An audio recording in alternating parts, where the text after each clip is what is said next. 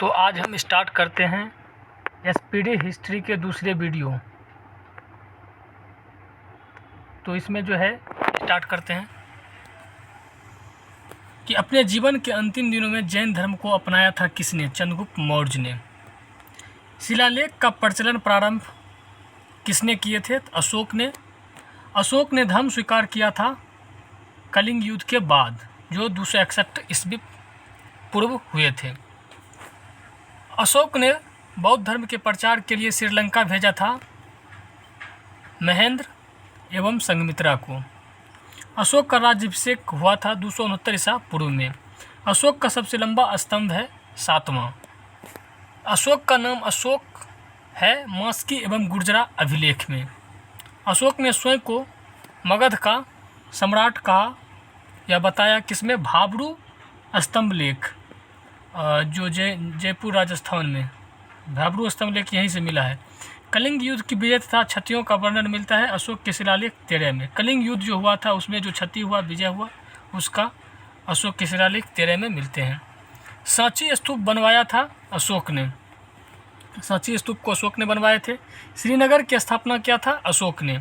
अशोक के अभिलेखों की खोज 1750 ईस्वी में सर्वप्रथम किया था टी पेंथलर ने। देखिए, ये क्वेश्चन बहुत बार बार पूछा जाता है कि अशोक के अभिलेखों की खोज किसने किया था और इसको जो है सबसे पहले पढ़ा किसने था। इसको आपको याद रखना है कि टी पेंथलर ने इसका खोज किया था और पढ़ा इसको था, सर्वप्रथम पढ़ा था किसने? जेम्स प्रिंसेप ने। इसमें आपको याद रखना है कि पढ़ा, प से प्रिंसेप। देखिए, जेम्स प्रिंसेप। तो अशोक के अभिलेख को सर्वप्रथम पढ़ा था जेम्स प्रिंसेप ने 1837 ईस्वी में, लेकिन खोज किया था टी पेंथलर ने। अशोक की मृत्यु हुई थी 232 ईसा पूर्व। अब है हरिसेन का इलाहाबाद प्रस्ती लेख जानकारी किसकी देती है? तो समुद्रगुप्त का। समुद्रगुप्त का जानकारी जो है हरिसेन के इलाहाबाद प्रस्ती लेख से जानकारी प्राप्त होती है। मौर्य वंश का अंतिम शासक कौन था? पृथ्वीराज था। आप पढ़े थे कि मौर्य वंश का जो संस्थापक थे वो चंद्रगुप्त मौर्य थे, लेकिन इसका अंतिम शासक पृथ्वीराज थे। मौर्य वंश के बाद जो है शुंग वंश की नींव डाली गई थी, जो पुष्यमित्र शुंग ने डाला था। शुंग वंश की नींव जो है पुष्यमित्र शुंग ने डाला था। भरूच स्तूप का निर्माणकर्ता कौन थे? पुष्यमित्र शुंग थे। शुंग वंश का अंतिम शासक कौन था? देवभूति था। भारतीय सीमा में प्रवेश करने वाला प्रथम यवन शासक कौन था? डेमेट्रियस प्रथम था। डेमेट्रियस प्रथम। डेमेट्रियस को पराजित किसने किया था? तो पुष्यमित्र शुंग ने। अब जो है डेमेट्रियस को पराजित किया था पुष्यमित्र शुंग ने। पुष्यमित्र शुंग ने अश्वमेध यज्ञ कराया था कितने बार? 2 बार। सातवाहन वंश का स्थापना किसने किए थे? सिमुक ने। दशराज युद्ध, 10 राजाओं का युद्ध लड़ा गया पुरुषनी जिसको रावी नदी भी कहते हैं, के तट पे लड़ा गया था। 10 राजाओं का युद्ध। भारत में सर्वप्रथम सोने के सिक्के जारी किए थे हिंदू यूनानियों ने।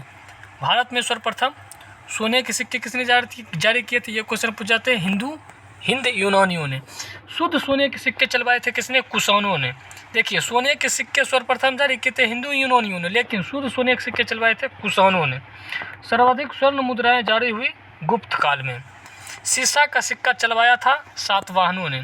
सीसा का सिक्का किसने चलाया? सातवाहनों ने। चांदी का सिक्का सर्वप्रथम चलाया था किसने? चंद्रगुप्त द्वितीय, विक्रमादित्य, जिसको विक्रमादित्य के नाम से भी जाना जाता है, चंद्रगुप्त द्वितीय। ये चांदी का सिक्का चलाए थे।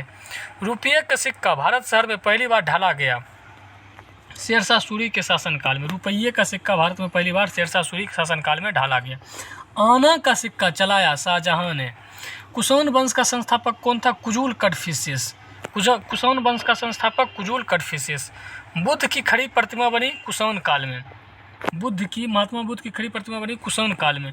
कुषाण वंश का प्रसिद्ध शासक कौन था? कनिष्क था। कुषाण वंश का सुप्रसिद्ध शासक तो कनिष्क था।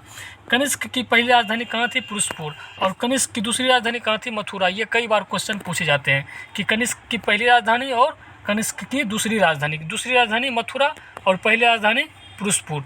आपको याद रखना, पौष पहली, पौष से पुरुषपुर, लेकिन दूसरी में मथुरा। शक संवत चलाया था कनिष्क ने कितने ईस्वी में? 78 ईसा पूर्व में। 78 ईस्वी में शक संवत चलवाया था कनिष्क ने। मूर्तियों का निर्माण हुआ कुषाण काल में। मंदिर का निर्माण हुआ गुप्त काल में। मंदिर निर्माण जो है गुप्त काल से स्टार्ट हुआ। मूर्तियों का निर्माण कुषाण काल से स्टार्ट। गुप्त वंश का संस्थापक कौन थे? तो श्री गुप्त थे। मंदिर निर्माण कला में विमान शैली का प्रचलन हुआ था चोल वंश के शासन में। दशमलव प्रणाली का जन्म हुआ गुप्त काल में। राष्ट्रीय पंचांग आधारित है शक संवत पर। चरक थे जो आयुर्वेद के जनक थे, चरक।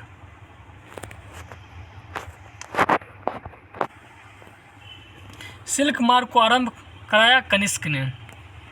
कुषाण वंश का अंतिम शासक कौन थे? वासुदेव थे। गुप्त वंश की जानकारी मिलती है वायु पुराण से। समुद्रगुप्त को भारत का नेपोलियन कहा जाता था विंसेंट आर्थर स्मिथ ने। किसने कहा था? विंसेंट आर्थर स्मिथ ने। सिक्कों पर बीना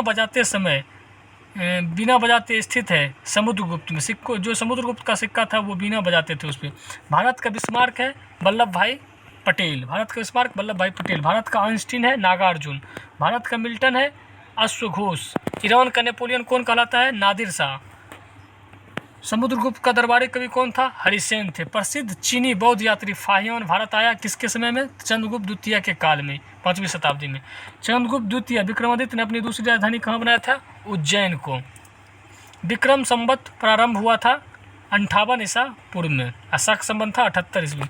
गुप्तकालीन रजत एवं स्वर्ण मुद्राओं का नाम क्रमशः क्या था? तो गुप्तकालीन में जो रजत था उनका नाम था रूपक, और जो स्वर्ण था यानी सोनेक था उसका नाम था दिनार। दूसरा है नालंदा विश्वविद्यालय के संस्थापक। नालंदा विश्वविद्यालय के संस्थापक जो थे वो कुमार गुप्त थे। कुमार थे तभी तो नालंदा विश्वविद्यालय का संस्थापना किए थे।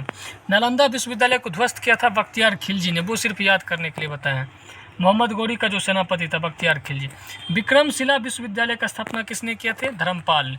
अब जो है विक्रम ने जो है विक्रमशिला विश्वविद्यालय का स्थापना धर्मपाल ने किया है। यानी जो मान लीजिए कि धर्म का काम किसने किया था? तो विक्रम ने। इससे आपको याद होगा। महरौली में स्थित राजा चंद्र के लौह स्तंभ को किसने बनवाया था? चंद्रगुप्त द्वितीय ने। गंगई कोड कहा जाता है राजेंद्र प्रथम को। राजेंद्र प्रथम को गंगई कोड कहा जाता है क्योंकि गंगई कोड चूलपुरम की उपाधि धारण की थी। गुप्त काल की राजकीय भाषा क्या थी? संस्कृत। भारतीय इतिहास का स्वर्ण युग किसे कहते हैं? गुप्त काल को। गुप्त काल को भारतीय इतिहास का स्वर्ण युग कहते हैं। गुप्त वंश का अंतिम शासक कौन था? विष्णुगुप्त था, और इसका जो है संस्थापक थे श्रीगुप्त। वर्धन साम्राज्य का संस्थापक कौन थे? पुष्यभूति वर्धन। पुष्यभूति वंश का संस्थापक था नरवर्धन। हर्षवर्धन ने अपनी राजधानी थानेश्वर से स्थापित किया था। कहाँ? कन्नौज। हर्षवर्धन अपनी राजधानी थानेश्वर से कन्नौज ले गए थे। भूमि देने की सामंती प्रथा को प्रारंभ किसने किया था? हर्षवर्धन ने। भूमि देने की सामंती प्रथा को आरंभ किए थे हर्षवर्धन ने। चीनी यात्री हेनसोंग किसके शासनकाल में आए थे? तो वो हर्षवर्धन के शासनकाल में आए थे। 606 से 647 इनका ईस्वी रहा था काल। हेनसोंग द्वारा लिखी पुस्तक कौन थे? सी यू की यानी जो हेनसोंग जो आए थे वो पुस्तक जो लिखा गया था उसको सी यू की के नाम से जाना जाता है। यात्रियों में राजकुमार कहते हैं किसको? हेनसोंग को। हेनसोंग के यात्रियों में राजकुमार कहते हैं। नीति का पंडित और शाक्य मुनि किसे कहते हैं? तो हेनसोंग को कहते हैं। हर्षवर्धन का दरबारी कवि कौन था? तो बाणभट्ट था। हर्षवर्धन का दरबारी कवि बाणभट्ट था। पुलकेशिन द्वितीय ने हर्षवर्धन को पराजित किया था। कहाँ पे? नर्मदा नदी के तट पे। हर्षवर्धन प्रत्येक 5 वर्ष बाद धार्मिक सम्मेलन करता था। कहाँ? प्रयाग में। हर्षवर्धन के भू राजस्व दर कितना था? 1/6 भाग था। हर्षवर्धन के भू राजस्व का दर 1/6 भाग था। पल्लव वंश का संस्थापक कौन था? सिंह विष्णु था। पल्लवों की राजधानी कहाँ थी? कांचीपुरम, जो अभी कहाँ है? तमिलनाडु में। नटराज की मूर्तियाँ जो है चोल काल की है। नटराज की मूर्तियाँ चोल राजाओं ने बनाए होंगे। राष्ट्रकूट वंश का संस्थापक कौन थे? दंती दुर्ग थे। राष्ट्रकूट वंश की राजधानी कहाँ थी? मन्यखेट थी। चालुक्य की राजधानी कहाँ थी? चालुक्य की राजधानी बतापी थी। कल्याणी के चालुक्य वंश का स्थापना किसने किए थे? तैलप द्वितीय ने। चोल वंश का अंतिम राजा कौन थे? राजेंद्र तृतीय। चोल वंश का अंतिम राजा राजेंद्र तृतीय थे। भारत में प्रथम बार सैनिक शासन व्यवहार में लाया था ग्रीकों ने। नौ सैनिक शक्ति के लिए प्रसिद्ध कौन थे? तो चोल के पास जो था नेवी सैनिक, मतलब नेवी वाला जो आर्मी होता है वो थे नौ सैनिक। किसके पास थे? चोल के पास। स्थानीय स्वशासन व्यवस्था विशेषता किसकी थी? चोल वंश की। चोल वंश का स्थानीय स्वशासन विशेषता। होयसल वंश की राजधानी कहाँ थी? द्वार समुद्र। हुनों का आक्रमण कब हुआ था? स्कंदगुप्त के समय में हुआ था। हुनों का प्रथम शासक कौन था? तो तोरमान। हुनों का प्रथम शासक तोरमान था। सैयद वंश का संस्थापक कौन था? खिज्र खान। सैयद वंश का अंतिम शासक कौन था? अलाउद्दीन आलम शाह सैयद वंश का अंतिम शासक था। टोपी सीकर अपना जीवन निर्वाह करने वाला सुल्तान कौन था? नासिरुद्दीन महमूद। ये टोपी सीकर अपना जीवन निर्वाह करते थे। मिहिर गुला पराजित हुआ था किससे? यशोवर्मन द्वारा। 12 मिहिर कौन थे? 12 मिहिर जो खगोलविद थे। संगम युग का महान शासक, संगम युग का जो महान शासक थे वो करिकाल था। संगम का तात्पर्य है कवियों की गोष्ठी। प्रथम एवं तृतीय संगम कब हुआ था? कहाँ हुआ था? तो मदुरई में। द्वितीय संगम कपाटपुरम में। प्रथम संगम के अध्यक्ष कौन थे? प्रथम संगम के अध्यक्ष थे अगस्तस ऋषि। जजिया कर का प्रचलन किसने किया था? तो मोहम्मद बिन कासिम ने। जजिया कर जो यही स्टार्ट किए थे। अरबों ने भारत पर आक्रमण किया था मोहम्मद बिन कासिम के नेतृत्व में। मतलब सबसे पहले जो है अरब आक्रमण जो हुआ था मोहम्मद बिन कासिम के नेतृत्व में ही हुआ था। भारत पर आक्रमण करने वाला प्रथम मुस्लिम कौन था? तो वो मोहम्मद बिन कासिम ही थे जो 712 ईस्वी में किए थे। महमूद गजनबी ने भारत पर हमला किया था 17 बार। पहला आक्रमण 1001 ईस्वी में किए थे। 1191 ईस्वी की तराइन के प्रथम युद्ध में पृथ्वीराज चौहान ने हराया था किसको? तो मोहम्मद गौरी को।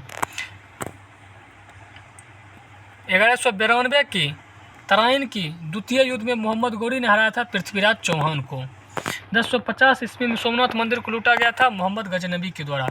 मोहम्मद बिन तुगलक अपनी राजधानी दिल्ली से ले गया था कहाँ? दौलताबाद। तैमूर लंग ने भारत पर आक्रमण किया था 1398 ईस्वी में नासिरुद्दीन महमूद के काल में। जौनपुर नगर का संस्थापक कौन था? तो जौनपुर नगर का संस्थापक फिरोज शाह तुगलक था। ये क्वेश्चन कई बार पूछे गए। हैदराबाद स्थित चार मीनार को किसने बनवाया था? तो कुली कुतुब शाह ने बनाया था 1591 ईस्वी में। कश्मीर का अकबर किसे कहते हैं? तो जैनुल आबदीन को कहते हैं। तंजौर के बृहदेश्वर मंदिर को बनवाया था किसने था? तो चोल शासक राजराज प्रथम ने। तंजौर के बृहदेश्वर मंदिर को जो द्रविड़ शैली में है को बनवाया था चोल शासक राजराज प्रथम ने। इस तरह से आप यहाँ जो है हम हिस्ट्री का ये पार्ट ख़त्म करते हैं और इसके पार्ट भी हम जल्द लाएंगे। और जितने भी लोग अभी हमारे नए चैनल पे नए हैं वो हमारे चैनल को सब्सक्राइब कर ले ताकि आप लोगों को नोटिफिकेशन सबसे पहले मिलता रहे। चलिए धन्यवाद।